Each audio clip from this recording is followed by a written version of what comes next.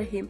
عمران خان څنګه د افغانانو آزار وهلو؟ که تاسې هم غواړئ پوه شئ ویډیو تر اخره وګورئ او چینل هم سبسکرایب کړئ.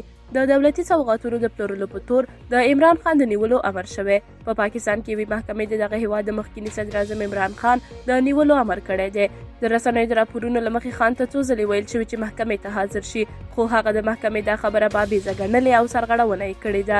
پاکستاني چارواکو پرون سهشنبه د کب په 9 رسنیو ته ویلي چې که عمران خان دا ځل ونیول شي، د همدې سرغړونو له امله په ضمانت د بیا خوشي کېدو چانس یې هم بایللی دی. ویل کېږي په مخکیني صدراعظم تور دی چې د خپلې واکمنۍ پر مهال یې په پټه دولتي سوغاتونه پټ کړي دي. بلخوا د عمران خان مدافع وکیل د محکمې د دې فرمان د ځنډېدو غوښتنه کړې ده.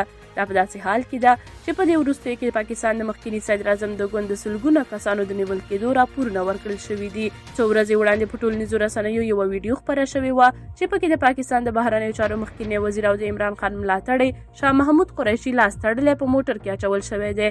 د یادولو وړ ده چې له واکه تر ګوښه کېدو وروسته عمران خان په پاکستان کې پراخه لاریونونه پیل کړل چې یو ځل پرې وسلوال برید هم وشو او مخکینی وزیر یې په پښه ټپي کړ. دا و زموږ چمتو شوی ویډیو. تر بیا ښه وخت ښې چارې.